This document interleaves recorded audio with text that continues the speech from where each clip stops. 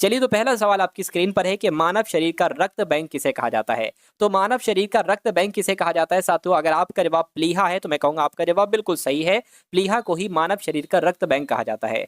मनुष्य के शरीर में पित्त पित्त कहाँ साथियों उत्पन्न होता है, तो यह कहाँ उत्पन्न होता है, मैं कहूंगा यकृत में उत्पन्न होता है। अगर आपका जवाब भी यकृत है तो बिल्कुल करेक्ट है। चोट लगने पर किस प्रोटीन के द्वारा रक्त जमता है, मुझे बताइए। तो क्या आपका जवाब होगा साथियों फाइब्रोनोजन, आपका राइट आंसर हो जाएगा। फाइब्रोनोजन जो होता है ये एक तरीके से चोट लगने पर साथियों ये प्रोटीन है, इसके द्वारा ही रक्त जमता है। राइट आंसर आपका ए होगा।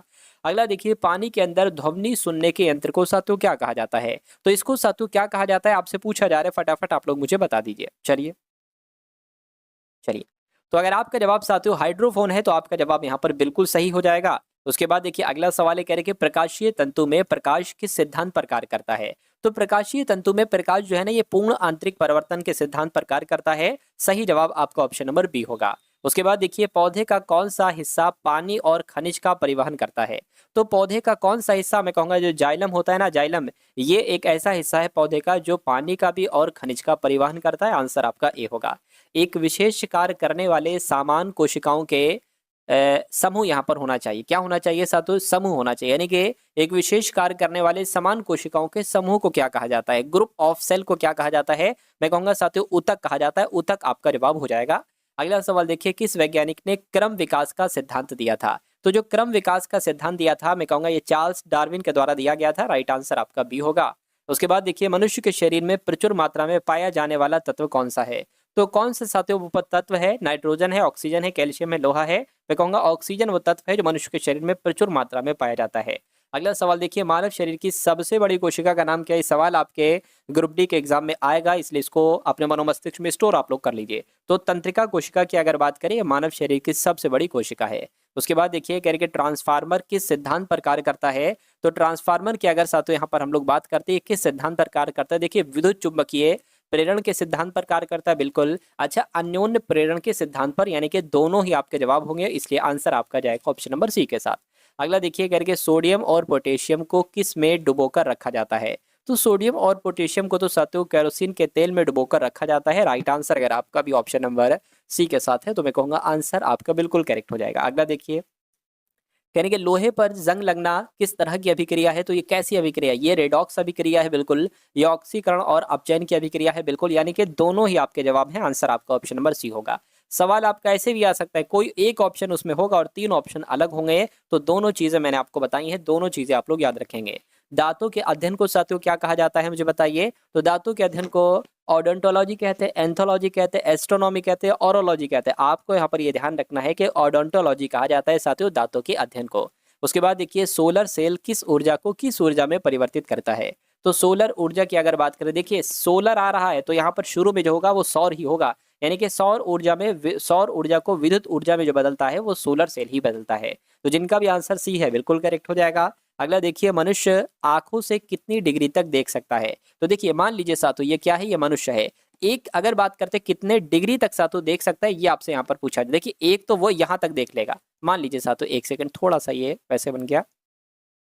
एक तो वो ऐसे देख लेगा अपने नीचे, अरे भाई यहाँ थोड़ी ना देख पाएगा, यहाँ थोड़ी ना देख पाएगा, वो ऐसे आराम से देख पाएगा, ठीक है ना। और एक जो साथियों देख लेगा वो देख लेगा यहाँ तक देख लेगा, ऊपर आसमान में यहाँ तक देख लेगा, दिक्कत से देख पाएगा। तो ये लगभग लगभग जो कोण बनेगा वो कितने का बनेगा, 150 डिग्री का कोण बनेगा। तो मनुष्य आंखों से कितने डिग्री तक देख सकता है, मैं कहूंगा 150 डिग्री तक देख सकता है। आंसर आपका जाएगा ए के साथ।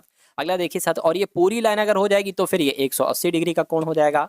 अगला देखिए, कोशिका का रसोईघर किसे कहा जाता है। तो कोशिका का रसोईघर अगर आपसे पूछे तो क्रोमोप्लास्ट आपको बताना है। क्या बताना है, क्रोमोप्लास्ट जो है ना इसको कोशिका का रसोईघर कहा जाता है। उसके बाद देखिए, न्यूटन के किस गति नियम को गैलीलियो का नियम भी कहा जाता है। तो मैं कहूंगा न्यूटन के किस नियम को, मैं कह सकता हूं साथियों आपका जवाब जो होना चाहिए, न्यूटन के गति के प्रथम नियम को गैलीलियो का नियम भी कहा जाता है। सही जवाब आपका ए होगा।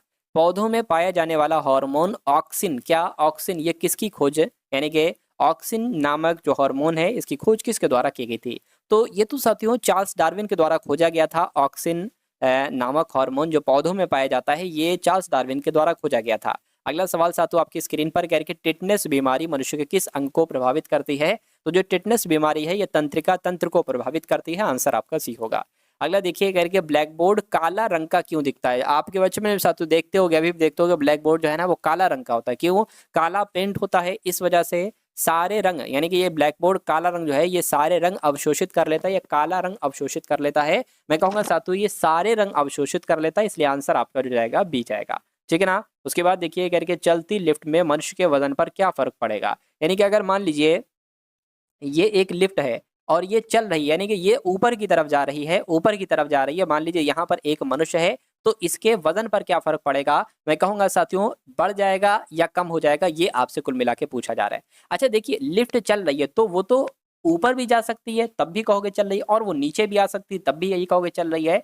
तो अगर ऊपर जा रही है, ठीक है ना, तो मनुष्य का वजन भारी हो जाएगा, ठीक है ना। लेकिन अगर नीचे आ रही है तो उसका वजन हल्का हो जाएगा। तो मैं कहूंगा बढ़ भी सकता है कम भी हो जाएगा, यानी कि उपयुक्त तो दोनों होगा, क्योंकि यहाँ पर ये नहीं बता रहे कि ऊपर जा रही है, चल रही है। तो चलने की स्थिति में तो अगर ऊपर जा रही तब भी मैंने आपको बताया, नीचे जा रही तो क्या, ये भी मैंने आपको बताया। तो कुल मिला के आंसर आपका सी होगा। अगला देखिए द्रव्यमान प्रति यूनिट आयतन क्या कहलाया जाता है। तो इसको सतु घनत्व कहा जाता है। द्रव्यमान प्रति यूनिट आयतन बराबर क्या होता है, घनत्व के। जीवन की मूलभूत इकाई क्या होती है, कोशिका। जीवन की संरचनात्मक व क्रियात्मक इकाई, यानी कि जीवन की मूलभूत इकाई क्या होती है ये आपसे पूछी जा रही है। और जीवन की मूलभूत इकाई क्या होती है, मैं कहूंगा कोशिका जो है ना ये जीवन की मूलभूत इकाई होती है, ठीक है ना। और जीवन की संरचनात्मक और क्रियात्मक इकाई भी इसको कहा जाता है। अगला देखिए नागार्जुन सागर बांध किस नदी पर है साथियों। मैं कह सकता हूँ नागार्जुन सागर बांध किस नदी पर स्थित है, ये आपसे कुल मिला के यहाँ पर पूछा जा रहा है। फटाफट मुझे आप लोग बताइए।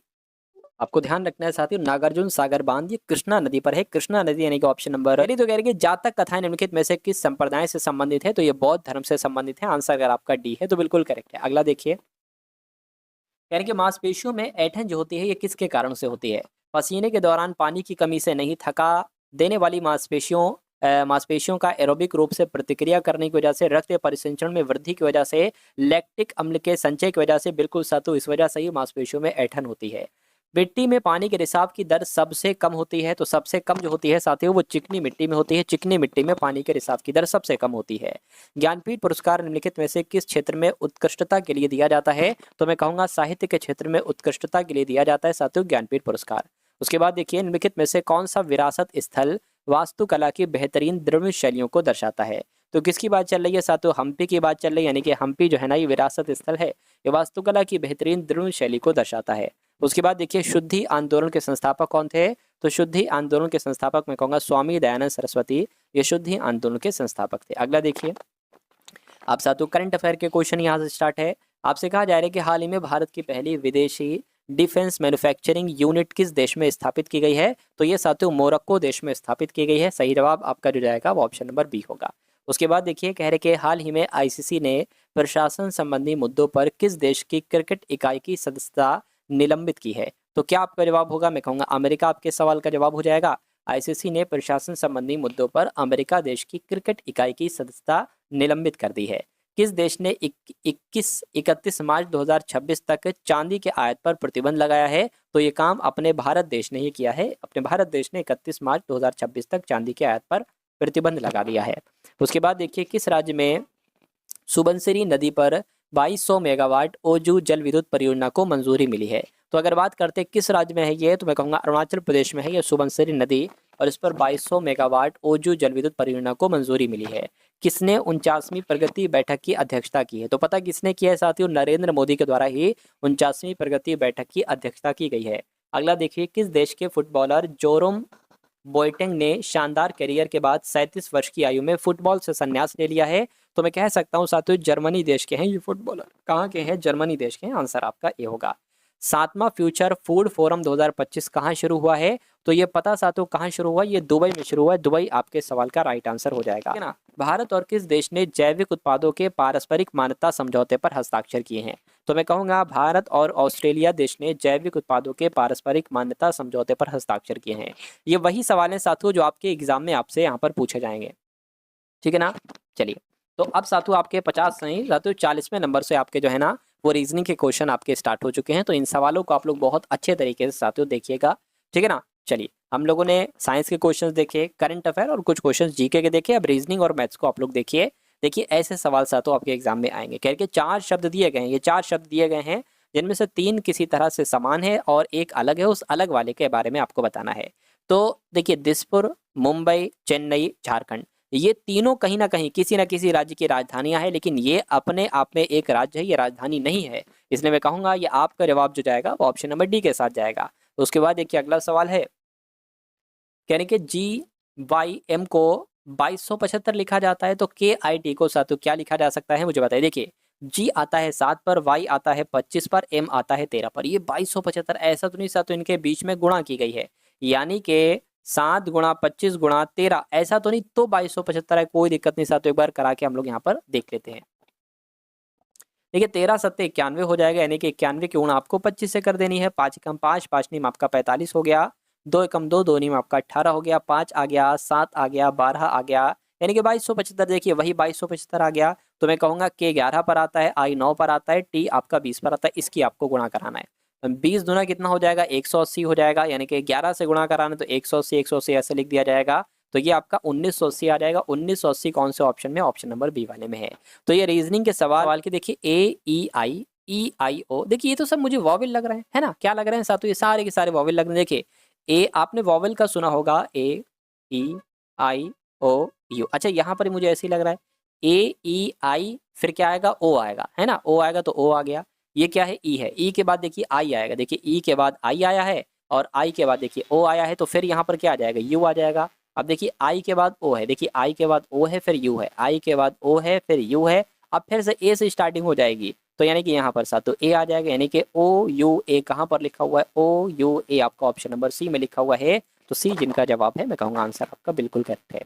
नंबर सीरीज का सवाल है, कह रहे कि 119 है, उसके बाद 109 है, उसके बाद 89 आ जाता है, फिर साथियों 59 आ जाता है, तो उसके बाद अगला नंबर यहाँ पर क्या हो सकता है, मुझे बताइए। देखिए अगर 119 से 9 पर जाए 100, तो 10 घटाया गया है। अच्छा यहाँ पर भी साथियों, यहाँ पर 20 घटाया गया, और यहाँ पर कितना घटाएगा, मैं कहूँगा साथियों यहाँ पर तो 30 घटा दिया गया, तो जाहिर सी बात है यहाँ पर 40 घटाया जाएगा। तो 59 में से अगर 40 घटाते हैं तो कितना बचता है, 19 बचता है। 19 कौन से ऑप्शन में, ऑप्शन नंबर डी वाले में है।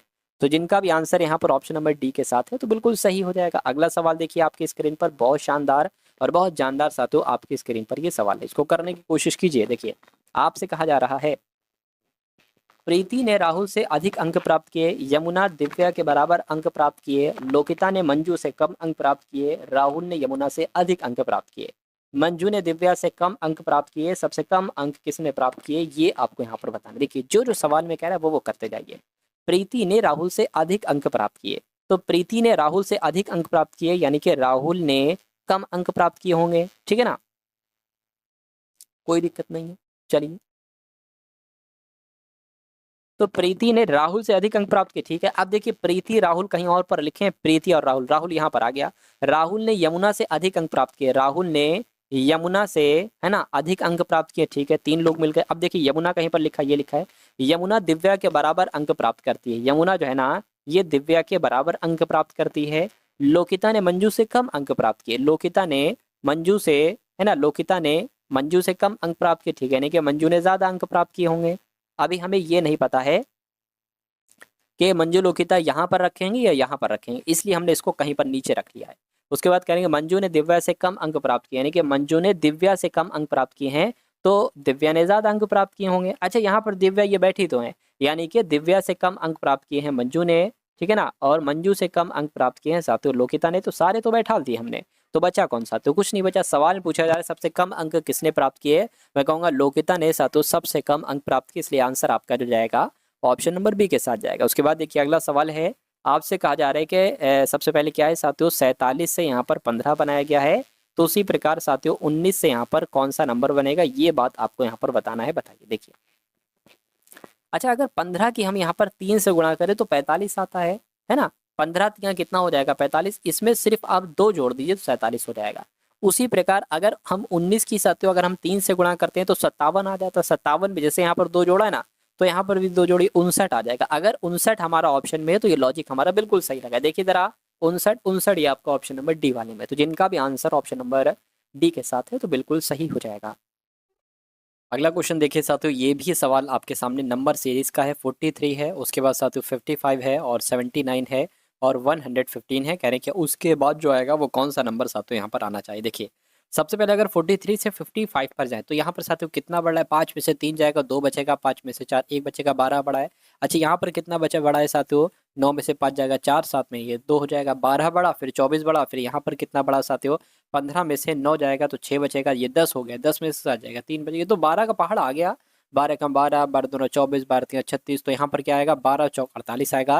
यानी कि 115 और 48 कितना होता है ये आपको बताना है, आपका आंसर आ जाएगा। तो यहाँ पर साथियों क्या हो जाएगा 163 हो जाएगा, 163 अगर ऑप्शन में, तो ये जवाब हमारा बिल्कुल सही है। और मैं देख पा रहा हूँ साथियों 163 163 ऑप्शन नंबर सी वाले में है, तो इस प्रकार जिनका आंसर ऑप्शन नंबर सी है तो बिल्कुल करेक्ट है। चलिए साथियों अगले नंबर का सवाल है। अगले नंबर का सवाल है आपकी स्क्रीन पर, आपसे पूछा जा रहा है कि होली का संबंध रंग से है, तो क्या मुहर्रम का संबंध मुसलमान से होगा, या हैमिस का संबंध लोग से होगा, दिवाली का संबंध प्रकाश से होगा, या लोधी का पंजाब से संबंध होगा। मैं कहूँगा जो यहाँ पर संबंध है वो संबंध मुझे यहाँ पर नजर आ रहा है ऑप्शन नंबर सी में, यानी कि होली रंगों का त्यौहार है, उसी प्रकार दिवाली प्रकाश का त्यौहार, इसलिए आंसर आपका सी जाएगा। उसके बाद देखिए अगला सवाल आपकी स्क्रीन पर है, आपसे कहने के देखिए यहाँ पर कथन आपके सामने और 2 निष्कर्ष आपके सामने है।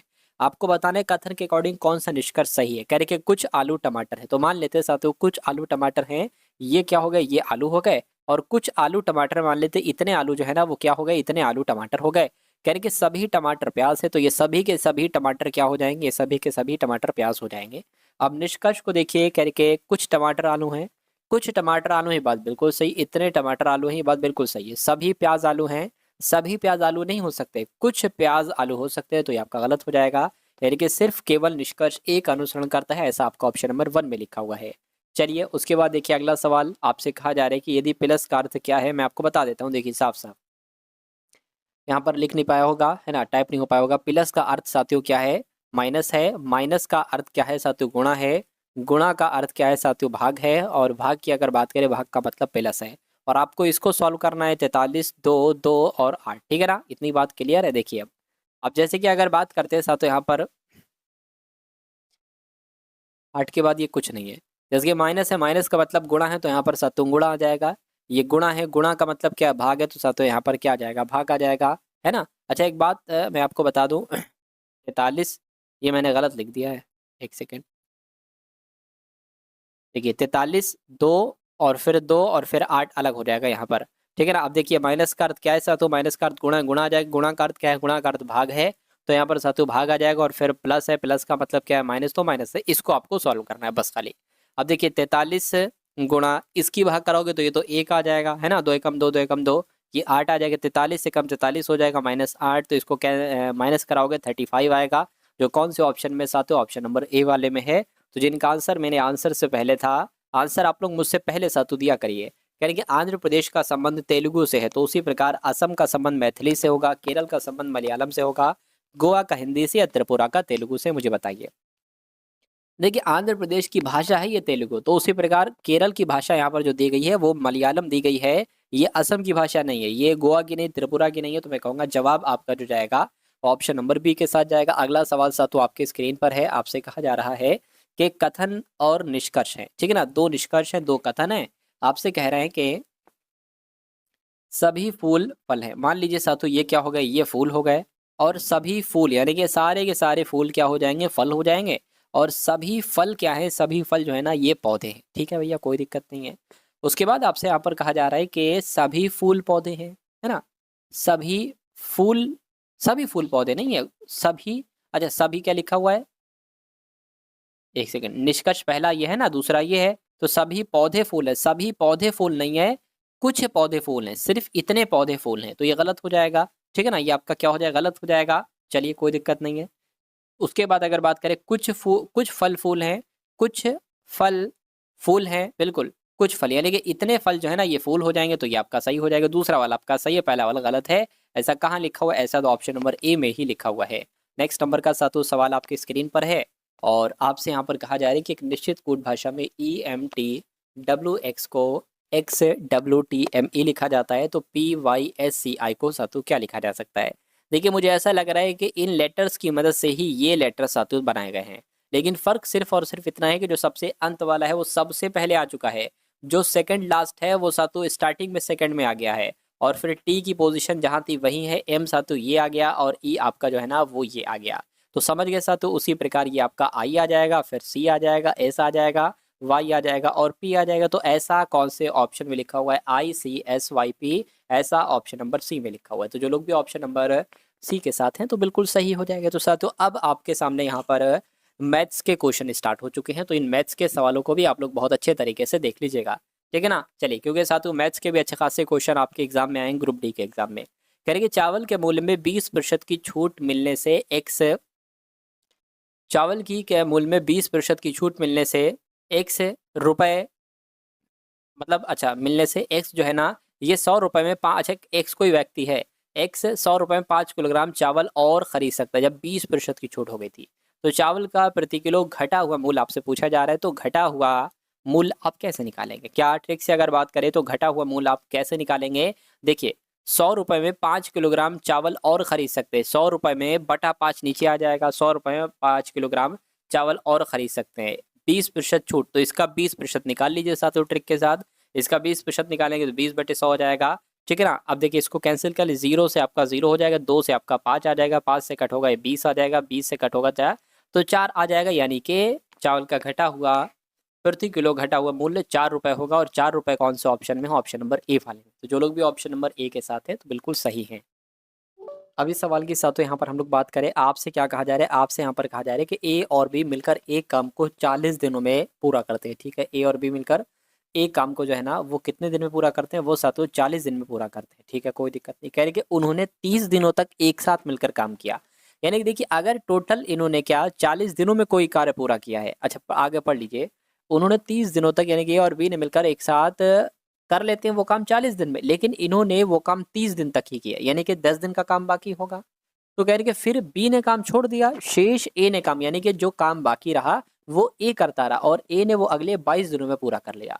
तो कह रहे कि ए अगर अकेला उस काम को करता तो कितने दिन में लगता है, यानी कि ए अकेला कितने दिनों में उस कार्य को पूरा कर सकता है, टोटल काम को पूरा कर सकता है। अब यहाँ पर एक चीज मैं आपको बता रहा हूँ, देखिए ए और बी का 30 दिन का काम, इन्होंने 30 दिन तो काम किया है, 40 दिन काम करना था, तो 30 दिन का काम कैसे निकलेगा? 30/40, ये हो गया टोटल दिनों में इतने, इतने दिनों में टोटल वो काम कर पाते, लेकिन इतने दिन ही काम किया। तो मैं कहूंगा 0 से 0 कैंसिल हो जाएगी, यानी कि 3/4 भाग उन्होंने काम का किया। अब देखिए टोटल काम जो होता है वो एक होता है, यानी कि अगर एक में से हम ये काम घटा देंगे तो कितना काम शेष रहेगा ये हमें पता चल जाएगा। तो 4 एकम 4 और एक 3 से गुणा करेंगे 3 आ जाएगा, 4 - 3 और 4 एकम 4 आ जाएगा। कितना बचा साथियों? 1/4 काम, यानी कि ये काम अभी बाकी है, बी ने तो साथ छोड़ दिया है, ठीक है। ए काम इसको करता है साथियों कितने दिन में? 22 दिन में, यानी कि 22 दिन ये 1/4 काम पूरा करता है। जो ए है ये 22 दिनों में 1/4 काम करता है, तो कह रहे कि ये पूरा काम कितने दिन में करेगा? तो भैया अगर 1/4 काम ये 22 दिन में करेगा तो मैं कहूंगा 4 की 22 से गुणा कर दो, 88 आ जाएगा, यानी कि 88 दिन में ये पूरा काम करेगा। अरे भाई 1/4 काम करेगा 22 दिन में, तो 1/2 यानी कि आधा काम करेगा 44 दिन में, आधा काम 44, आधा दिन आधा काम 44, तो टोटल 88 दिन में सातों ये पूरा काम करेगा। आंसर आपको ऑप्शन नंबर ए होगा। अगला सवाल आपकी स्क्रीन पर है और आपसे कहा जा रहा है कि एक कॉलेज में लड़कों और लड़कियों की संख्या का अनुपात कितना है साथियों? 6:7 है। यानी कि लड़कों और लड़कियों की संख्या में प्रतिशत वृद्धि होती है, यानी कि इसमें 20% की वृद्धि लड़कों की संख्या में और लड़कियों की संख्या में 10% की वृद्धि हो जाती है। तो नया अनुपात क्या होगा ये आपको बताना है। मान लीजिए साथियों ये 6x हो जाएगा, ये 7x हो जाएगा, यानी कि 6x में आपको 20% की वृद्धि करना है। मान लीजिए ये 20% की वृद्धि यानी कि 120% हो जाएगा। अच्छा ये लड़कियों की संख्या कितनी है? 7x है, और इसमें आपको 10% की वृद्धि करना है, यानी कि इसका आपको 110% निकालना है, ठीक है ना। अब देखिए 100 से 100 आपका कैंसिल हो जाएगा, इससे आपका ये कैंसिल हो जाएगा, है ना। अब इसको साथ तो कैलकुलेट करा लीजिए, 12×5 = 60, 12 छंग आपका 72x, और ये क्या आ जाएगा? ये 77x आ जाएगा। अब x से x आपका कैंसिल आ जाएगा, बचेगा 72:77, यानी कि लड़कों और लड़कियों की संख्या का नया अनुपात क्या होगा? 72:77 होगा। तो 72:77 कौन से ऑप्शन में लिखा हुआ है? ऑप्शन नंबर सी वाले में लिखा हुआ है। नेक्स्ट नंबर का सवाल देखिए साथियों आपके स्क्रीन पर है, यानी कि एक वस्तु को 4000 रुपए में बेचा गया था, अगर 10% की छूट दी गई होती तो 20% का लाभ होता। 10% की छूट दी गई होती, यानी कि 4000 पर अगर 10% की छूट देते, यानी कि इसका 90% निकालो, 10% की छूट पर आपको पता चल जाएगी। 0 से 0, 0 से आपका 0 कैंसिल हो जाएगा, 9 चौक आपका 36, यानी कि अगर 4000 पर 10% की छूट दी गई होती तो ये 4000 नहीं बल्कि 3600 रुपए की वस्तु जाती। अब यहाँ पर कहा जा रहा है कि फिर 20% का लाभ होता। कितने का? 20% का लाभ होता। यानी कि जो 3600 रुपए में चीज जा रही थी, ये जो बेची जाती, ये 20% के लाभ के साथ यानी कि 120% में बेची जाती। तो आपसे पूछा जा रहा है कि वस्तु का लागत मूल्य बताइए। लागत मूल्य होता है 100%। देखिए इसकी गुणा हो जाएगी इससे, ठीक है ना।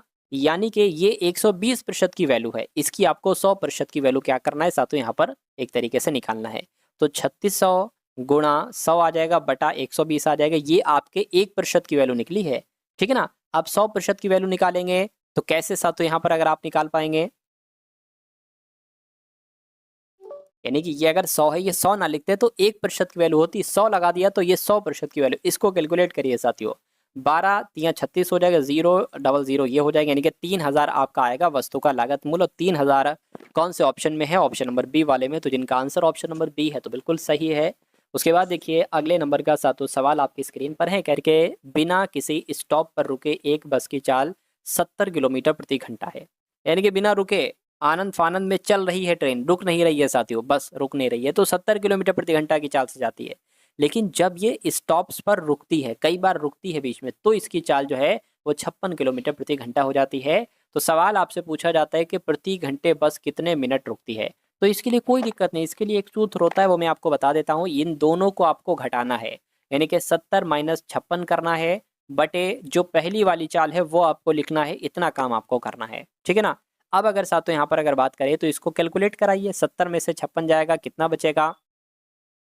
4 आपका ये 14, 14 बटे 70 आ गया, ठीक है ना। अब ये क्या, 14 पंजे 14 कम 14, 14 पंजे 70, इतना आ गया। तो मैं कहूँगा प्रति घंटे बस कितने घंटे रुकती है, तो 1/5 घंटे रुकती है। लेकिन 1/5 घंटे को मिनट में अगर बदलें तो 60 से आपको गुणा कराना पड़ेगी। तो इसको कैलकुलेट करा लीजिए, यानी कि 10 मिनट आपका जो होगा वो बिल्कुल सही जवाब हो जाएंगे। यानी कि प्रति घंटे बस कितने मिनट रुकती है, तो 10 मिनट रुकती है। 10 मिनट आपके इस क्वेश्चन का बिल्कुल सही जवाब हो जाएगा भाई, बहुत बढ़िया, वेरी गुड क्लास। उसके बाद देखिए साथियों अगले नंबर का सवाल आपकी स्क्रीन पर है, इसको देखिए और साथियों आप लोग मुझे बताइए आपका जवाब यहाँ पर क्या हो सकता है। आपसे कहा जा रहा है, अच्छा माध्यक यहाँ पर आपको साथियों बताने, क्या बताना है साथियों? माध्यक यहाँ पर आपको बताने, कोई दिक्कत नहीं, सवाल बहुत इंपॉर्टेंट और बहुत अच्छा भी है। कहने कि 31, 25, 17, 23, 45 और 59 का आपको साथियों माध्यक कह लो या माध्यिका कह लो, बात एक ही है। देखिए कैसे निकालेंगे, सबसे पहले इसको आप आरोही क्रम में लिखते हैं। किस क्रम में? इसको आप लिखते हैं साथियों आरोही क्रम में, है ना। इसको आप आरोही क्रम में लिख लीजिए। सबसे छोटा 17 है, उसके बाद 23 है, उसके बाद 25 है, उसके बाद 31 हो जाएगा और फिर 45 हो जाएगा और फिर 59 हो जाएगा। इतनी बात क्लियर है? ठीक है, कोई दिक्कत नहीं। अब अगर बात करें, अब देखिए कितने नंबर है, 1 2 3 4 5 6, 6 नंबर है, यानी कि n की जो वैल्यू होगी वो 6 होगी। और मैं कहूँगा साथियों ये कौन सी संख्या, ये सम संख्या है, तो इसमें जो सूत्र लगेगा वो अलग लगेगा। माध्यिका का सूत्र इसमें जो लगेगा वो कौन सा लगेगा, वो थोड़ा अलग लगेगा। अलग क्या लगेगा, मैं आपको बता देता हूँ। n/2 वे पद का मान प्लस n प्लस 2/2 वे पद का मान अपॉन में 2 आ जाएगा, ठीक है ना। n का क्या, n की वैल्यू क्या है, 6 है, क्योंकि 6 नंबर है, 1 2 3 4 5 6 नंबर है, तो 6/2 हो जाएगा, तो मैं कहूँगा 3 आ जाएगा, है ना। 3 ही तो आएगा भाई, 6/2, 2 एकम 2 3 6, ये क्या आ जाएगा, 6 + 2 8, 8/2 को क्या क्या कहेंगे, 4 कहेंगे, और बटे 2 आ जाएगा, यानी कि तीसरे पद का मान और चौथे पद का मान बटे 2। तो मैं कहूँगा तीसरे पद का मान क्या है, ये एक बार मुझे बताइए। तो तीसरे पद का मान 1 2 3 25 है, तो 25 यहाँ पर आ जाएगा। चौथे पद का मान क्या है, 31 है, तो यहाँ पर 31 आ जाएगा, बटे 2 आ जाएगा। इसको कैलकुलेट कर लीजिए साथियों आप लोग, तो 56/2 आ जाएगी। इसको कैलकुलेट करिए, 2 दूना 4 आ गया, 2 अट्ठे 16 आ गया, मैं कहूँगा 28 आ जाएगा इन संख्याओं का माध्यिका। ऐसा कहाँ पर है, ऐसा आपका ऑप्शन नंबर ए वाले में। तो जिनका आंसर ऑप्शन नंबर ए है तो बिल्कुल करेक्ट है। उसके बाद देखिए साथियों अगले नंबर का सवाल है, और आज के इस वीडियो का अंतिम सवाल भी साथियों आपकी स्क्रीन पर है। यानी कि ए और बी क्रमशः 40 दिन और 16 दिन में एक कार्य को पूरा कर सकते हैं। यानी कि ए की अगर यहाँ पर साथियों हम लोग बात करते हैं, ए जो काम करता है ये 40 दिन में वो काम कर लेता है, कोई भी काम है। और बी की अगर बात करें, ये साथियों 16 दिन में वही काम करता है, ठीक है ना। उसके बाद साथियों कहा गया है कि ए ने अकेले कार्य करना शुरू किया और फिर 12 दिनों के बाद बी ने कार्य को पूरा होने तक ए के साथ काम किया। बी के कार्य में शामिल होने के बाद कार्य कितने समय तक चला, आपसे पूछा जाए। देखिए सबसे पहले एक नंबर निकाल लीजिए जो कि 40 से भी कटे, 16 से भी कटे। देखिए 80 एक ऐसा नंबर है, 40 दूना 80 और 16 पंजे 80। कहने का मतलब ये है कि ए एक दिन में 2 काम करता है और बी एक दिन में 5 काम करता है। इतनी बात समझ में आ गई। यहाँ पर कहा जा रहा है कि ए ने अकेले कार्य शुरू किया, यानी कि ए ने अकेले कार्य शुरू किया जो कि डेली एक काम करता है। यानी कि और फिर 12 दिनों के बाद, यानी कि इसने 12 दिनों तक काम किया होगा, तो ए डेली 2 काम कर रहा है, 12 दिनों तक इसने 24 काम किया। कितना काम किया? 24 काम किया। तो ए ने अकेले कार्य शुरू किया और फिर 12 दिनों तक किया, और उसके बाद बी ने कार्य पूरा होने तक। अब अच्छा, काम कितना बाकी है ये देखिए जरा। टोटल काम 80 है। टोटल काम कहाँ पर लिखा है? ये हमेशा टोटल काम होता है। 24 काम हो चुका है साथियों, तो कितना काम बाकी है? 56 काम बाकी है। कितना काम बाकी है? 56 काम बाकी है। तो 12 दिनों के बाद बी ने कार्य को पूरा होने तक ए के साथ काम किया। बी के कार्य में शामिल होने के बाद कार्य कितने समय तक चला, ये आपसे कुल मिला के यहाँ पर जो है ना वो पूछा जा रहा है। ठीक है ना, यानी कि 56 काम को अब जो करेंगे, अब ए भी करेगा और बी भी करेगा, तो अब ए और बी को करने में इस 56 काम को कितना समय लगेगा? देखिए 2 काम ये कर रहा है, 5 काम ये कर रहा है, दोनों लोग मिलकर 7 काम कर रहे हैं। 7 कम 7, 7 8 56, यानी कि 8 दिन में वो काम भी कंप्लीट हो जाएगा। तो 8 दिन कहाँ पर लिखा हुआ है? ऑप्शन नंबर सी में लिखा हुआ। दोस्तों ये वीडियो आप लोगों को कैसे लगी कमेंट बॉक्स में ज़रूर बताएं, और वीडियो अच्छी लगे तो वीडियो को लाइक करें, और चैनल पे नए हैं तो चैनल को सब्सक्राइब करें।